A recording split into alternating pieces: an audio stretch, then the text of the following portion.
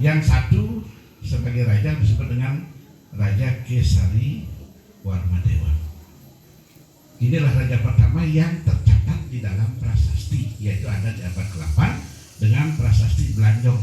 Ini bukan kone, ini ada sejarah tertulis yang ada di Sanur saat ini dengan prasasti Belanjongnya, di mana generasi ketiga dari Kesari Warmadewa itu adalah Sri Udayana.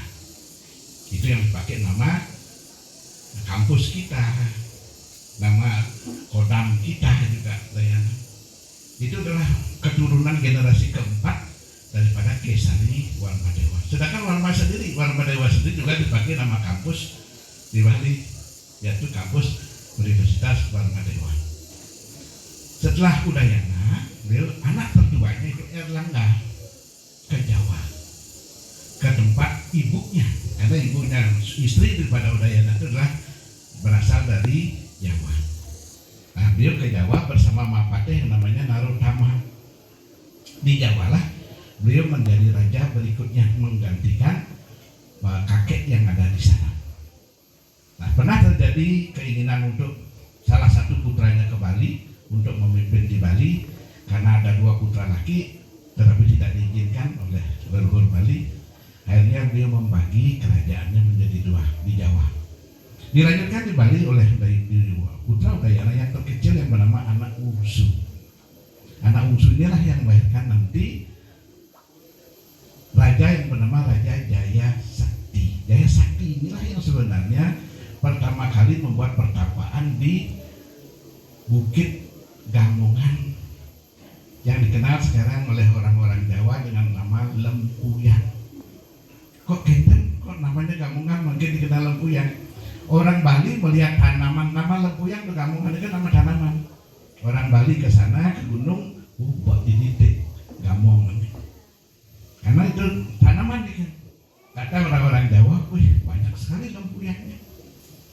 Jadi orang Jawa menyebut lempuyang, orang Bali menyebut Gamongan. Ini kan besek nih artinya. Isen sarang lengkuas gitu, patah nih kan. Jadi di sanalah beliau mendirikan pertapaan pertama, di mana tadinya beliau memiliki anak 5. Yang tertua namanya adalah Ageni Jaya atau Jaya Sabe, yang dipakai leluhur oleh Semedon Mahagotro Kasa Satersi. Sebenarnya kita adalah karuna sewa bawana, kita adalah bersaudara. Benten nanti akan melahirkan raja-raja yang lain atau keluarga-keluarga yang lain di Bali yang sangat banyak. Sampai terakhir nanti yaitu Sri Indra Cakru leluhur kami pada saat itu raja kakaknya Adi Dewa Lancana ditaklukkan oleh Raja Kediri yang namanya Danang Gelis. Masuklah konsep Bhairawa ke Bali dengan membangun pura Kebu Edang yang ada di daerah Campak Siring dan pura Gaduh belah Batuh. Maka kalau mereka mencingat relief antara Pura Gaduh belah Batuh dengan Pura Kebu Edan sama reliefnya, yaitu konsep Bhairawa Panca Makara. Dan ada di sana penghulu sebagai bentuk Sang Wawu datang, suatu konsep ajaran baru datang dari Jawa. Itulah konsep Bhairawa yang dikenal sebagai sampalan dari ajaran Siwa yang ada di Bali. Di zaman kerajaan Jaya Sakti Puliki melahirkan salah satu adalah Jaya Sabo yang diberi nama juga lain disebut dengan Ageni Jaya. Ini nanti akan melanjutkan pembangunan yang ada di daerah Gamongan itu. Cuman karena salah paham dan lain sebagainya, sebenarnya ini hal yang sama. Karena Jaya Sabo Semeton Karangbuncing yang menyebut, Jaya Ageni Jaya Semeton Pasar menyebut. Sebenarnya kalau kita membaca prasasti dengan benar, tidak ada yang beda sebenarnya.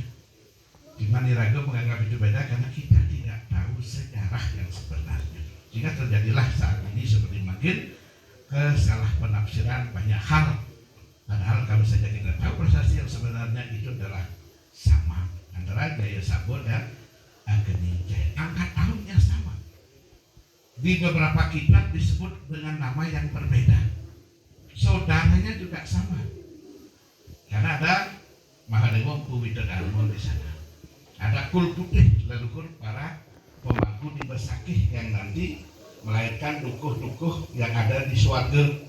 Dukuh Segenin, dukuh Ban, dukuh Daya, dukuh nanti keturunan berikutnya sampai ke Seladri, Tinggalian, di Brasike. Itu pun datangnya dari dukuh Gamongan. Karena beliau berasal dari Gamongan, dari daerah yang disebut dengan daerah Batu Gunung. Batu Gunung itu ada di bawah Gamongan.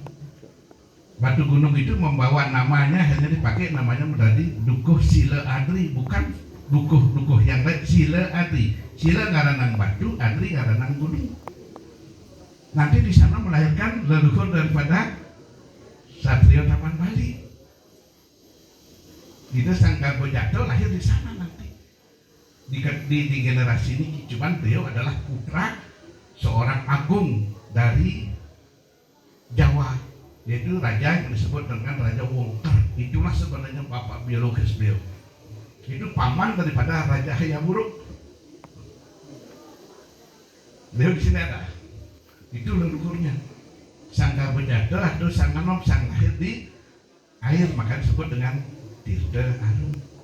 Nah, gelar beliau diberikan oleh dalam karena lewat perkawinan antara Bumi Dalam dengan Sanggar Bojado, sehingga beliau diberi gelar Satrio. Itu semua keterkaitan, tidak ada yang beda sebenarnya. Niki satu sama lain yang terkait. Nah, setelah Raja Bali ditaklukkan oleh Kediri, masuklah Raja Patih ke Bali yang namanya Kebu Parut. Kebu Parut inilah yang membawa ajaran Bhairawa ke Bali. Itu bukan orang Bali, ini salah penafsiran sebetulnya dalam penulisan. Itu karena kalau di Jawa disebutkan juga raja yang sama. Kebu Parut itu adalah Raja Patih. Cuman Raja Patih ini berkuasanya sebentar di Bali karena Kediri ditaklukkan oleh Kubelekan Mongol, karena orang Raja Cina ingin menuntut balas kepada Raja Jawa. Sebenarnya Raja Jawa itu adalah Singasari yang memotong hidup, tapi orang Cina tidak tahu Raja Jawa yang mana. Datang diarahkanlah oleh Raden Wijaya, dibawa ke Raja Kediri, dibunuhlah Raja Kediri, Nanang Gedes itu. Sehingga pemimpinan Patih Kebu Parut di Bali sangat sebentar dan dilanjutkan oleh Sri Indra Cakru. Adiknya Sri Indra Cakru, adik adalah adik daripada Yang Yangning, adik daripada Raja Bali yang kedua. Ini yang akan meneruskan nanti melahirkan Pasung Brigis dan Jayo Katong. Pasung Brigis Jayo Katong inilah nanti akan melahirkan Pasung Brigisnya karena Nyukla Brahmacari, Jayo Katongnya akan melahirkan anak pertama adalah Sri Karangbuncing. Nanti Sri Karangbuncing ini kan ada anak yang disebut dengan Kebu Iwo, karena ada 3 kali Sri Karangbuncing dalam generasi prasasti itu, karena Karangbuncing 1, karena Karangbuncing 2, Karangbuncing 3. Karangbuncing yang pertama ini akan melahirkan anak yang pertama namanya Kebu Iwo. Nah, kira yang diceritakan tadi. Anak keduanya adalah Buncing lagi, anak yang ketiga adalah Sri Rigis. Masih menggunakan gelar Sri karena masih di zaman itu masih menjadi seorang raja. Jadi sebetulnya Karangbuncing sebenarnya terakhir itu adalah dari generasi raja-raja Bali. Setelah nanti lahir Karangbuncing ini, baru Bali itu sudah dipimpin oleh raja terakhirnya, yaitu Sri Ratna Bumi Banten. Sri Astasura Ratna Bumi Banten itu lengkap nama beliau. Ditaklukkanlah Bali oleh Gajah Mada dengan kerajaan Majapahitnya. Ditaklukkan pertama di Tabanan, terbunuh Medadamo dengan Karangbuncing di sana terbunuh. Kitamnya terbunuh di Kimaran. Ki Gudok Basur, Ki Kopang terbunuh di Seraya. Gudok Basur pun di Tabanan. Terus Ki Walung Sikal pun di Ring Taruh. Tunjung Tutur pun di Ring Tianyar. Itu patih-patih Bali yang adalah saudara daripada Raja Bali sendiri, bukan orang lain. Kitamya, Gudok Basur, Kopang, Tunjung Biru, Tunjung Tutur, Pasung Brigis yang terakhir ditangkap. Yang lain terbunuh, Pasung Brigis ditangkap dengan itu pun dengan Minaya, bukan dengan perang, karena ini sangat sulit ditaklukkan di Pasung Brigis begitu. Itulah leluhur kami yang tidak menikah. Tetapi beliau mengangkat anak dari Sri Karanggunjing, yaitu Sri Rigis ini diangkat anak yang nanti akan melahirkan Rigis atau Arya Rigis yang akan mengabdi kembali ke kerajaan Majapahit. Barulah muncul kata Arya di Bali. Sebelum itu tak dikenal kata Arya di Bali. Kalau kita memakai kata Arya Rigis, itu Bali sudah masuk pada saat itu, kerajaannya sudah di Samprangan atau sudah ke Gelgel atau sudah ke Glungkung, ke Semarapura. Karena 3 kali berpindah dari Semarapura, dari Samprangan Gianyar Lumun, pindah ke Gelgel, pindah ke Glungkung. Itu tidak sama tempatnya, tidak sama. Karena zaman penjajahan sudah di Glungkung, bukan di Gelgel lagi. Karena terakhir di Gelgel adalah di zaman Ida Waturenggong. Itu di Gelgel hanya 2 kali raja. Bapaknya Waturenggong, yaitu dalam Ketut Ngelesir dan Waturenggong sendiri. Anak-anak Waturenggong sudah ke Semarapura, sudah di Glungkung kerajaannya. Jadi Sri Rigis ini nanti akan melanjutkan mengabdi kepada raja-raja baru dari Majapahit dengan gelar Arya Rigis. Arya Rigis ini nanti punya anak namanya Ki Lempor, akan jadi Arya Ularan di Singaraja. Mungkin Diki ada juga di Bangli Arya Ularan. Itulah anak dari Arya Rigis, juga keturunan dari Sri Karanggunjing sebenarnya. Cuman karena lamanya putus sejarah, akhirnya tidak bisa ditelusuri. Tapi sejarah gampang ditelusuri. Ki Lempor ini, Ki Ularan ini juga punya anak satu yang tinggal di Nusa Penida. Itu namanya Dalem Pelaka. Dalem Pelaka ini nanti punya anak namanya Dalem Baukut. Ini Raja Nusa nanti yang ditaklukkan oleh Glungkung. Dalem Baukut sebenarnya yang tinggal di Puncak, asalnya di Sukun. Kerajaan itu dadanya di Sukun dulu. Sukun Nusa Penida. Itu wilayah Glungkung. Nah, dalam Bungkut inilah keturunan dari Sri Rigis yang berkuasa di Nusa berakhir. Sedangkan Sri Karanggunjing berlanjut di belah Batuh sampai saat ini menjadi tempat kawitan kami. Nah, di zaman dalam Bungkut digempur ke Nusa, digempur oleh Jelantik yang diiringi oleh 3 orang Karanggunjing juga, yaitu yang satu namanya Jero Wayahan Kulit, yang 2 namanya Jero Madei Gede Kacang, yang ketiga Jero Papak Polen, dan keempat Jero Papak Selem, yang sekarang sudah menjadi dewa semua di Nusa. Dia nangkil ke Nusa, Papak Polen, Papak Selem, ke Pepatih Nusa sampai nikah, terus berharu makin sebut. Padahal itu dulunya adalah orang-orang seperti kita. Makanya jangan salahkan Wedokarno kemarin bilang begitu, karena kita tidak tahu sejarah saja kita ribut-ribut. Kalau kita tahu sejarah kita tidak akan ribut. Memang betul dia adalah manusia dulunya yang didewakan, karena lama beliau sudah disungsung. Karena semua juga leluhur kita Karanggunjing juga manusia, kawitan kita juga manusia. Jangan salah pengertian. Yang sudah kita bakti sungsung bersama, kita dewakan beliau karena kita ingin berbakti kepada kawitan. Jika secara kelumit namun keberadaan Sri Karanggunjing yang tersebar akhirnya di seluruh Bali, yang sangat banyak ada di Singaraja, karena kemarin kita melakukan Dharma Sandi Nyepi di Singaraja, yang hadir juga hampir ribuan, dan karena memang sangat banyak di sana anggotanya. Di negara juga sangat banyak. Justru yang paling sedikit justru di daerah Glungkung. Kenapa di Glungkung? Karena orang-orang leluhur kita tak mau bertempat tinggal di daerah kerajaan yang mengalahkan mereka kan. Karena di Glungkung dulu kerajaannya Sami, jadi mereka tidak mau tinggal di Glungkung. Makanya kawitan kami tidak ada di Glungkung, karena biasanya kawitan itu ada di dekat dengan pusat kerajaan. Kenapa? Karena raja-rajanya semua kumpul di para ahli juga kumpul di kita. Sedangkan orang-orang yang dijajah dulu pasti jauh dari kerajaan itu, karena mereka tidak ikut sistem kerajaan yang baru. Itulah Mawinan sangat lama di Bali tidak bisa ditaklukkan oleh Majapahit, walaupun Bali sudah kalah tapi tidak bisa dikuasai. Sampai zaman Waturenggong terakhir terjadilah perkawinan politik antara tokoh-tokoh Bali, dinikahi satu persatu. Itu Waturenggong kawin dengan Dukuh, anaknya Dukuh Segening, lahirlah dalam Segening. Lahir dengan Pasek di Senongan, lahirlah Nike Arya Bebet. Banyak nih. Itu karena perkawinan politik. Tidak mungkin mertua akan memerangi menantu nantinya. Itulah salah satu taktik perang yang dipakai di zaman Majapahit. Dikilas sekilas tentang keberadaan leluhur si Karangkuncing. Kenapa memakai Sri? Karena memang gelar leluhur kami dari dulu adalah seorang raja. Untuk mengingatnya, gelar Sri ini tidak pernah dilepas dari nama keberadaan leluhur kami. Sri Karangkuncing adalah leluhur kami yang menurunkan kami dan keluarga besar kami saat ini yang dari seluruh Bali untuk bersama-sama seperti yang disampaikan tadi, kita diwarisi 3 hal pokok. Kita beruntung Ida Branda Made Sideman mempopulerkan 2 dari 3 dalam kitab Karang Awak beliau. Yang pertama adalah De merasa sing menyamu Johan Ken Mingru, itu kalimat aslinya.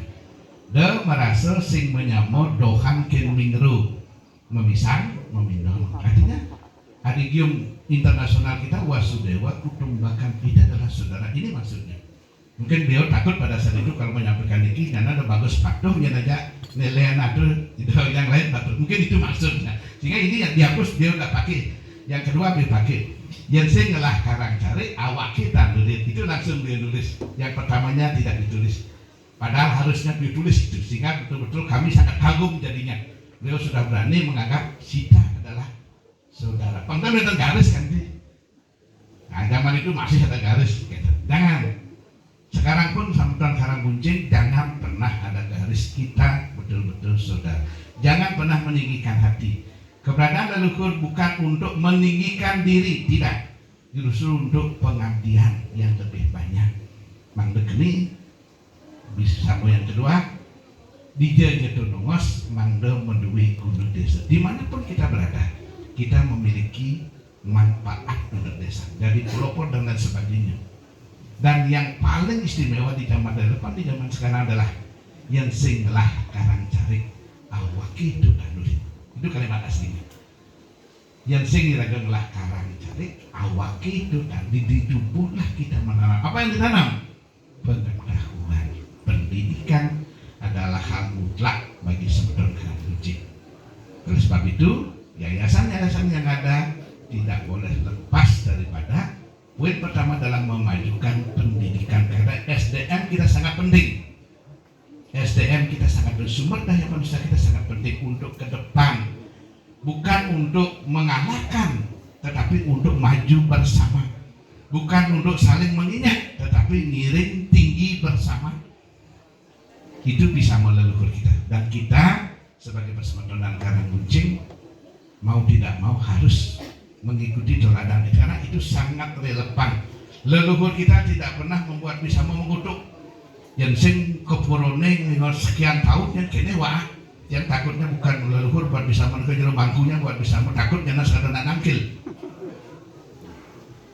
Karena leluhur kami tidak pernah buat bisa leluhur biasa bisa indah dan bisa dipakai kapan saja. Ini mudah-mudahan sebetulnya kami Bapak Bupati kami titip yang ada di Bangli, semoga mereka bisa bermanfaat untuk Bangli, bisa ikut memajukan bersama-sama Bapak, bersama-sama yang lain mengisi Bangli ini.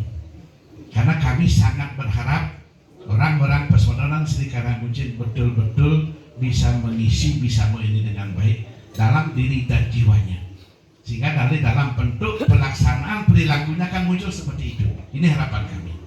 Ini menikah yang sampaikan dulu sekilas. Mangde sekedar Bapak Ibu Saudara yang hadir pada saat ini sedikit ada gambaran dengan siapa Sri Karangkuncing itu. Ini itu semua aturan di Santi Om Santi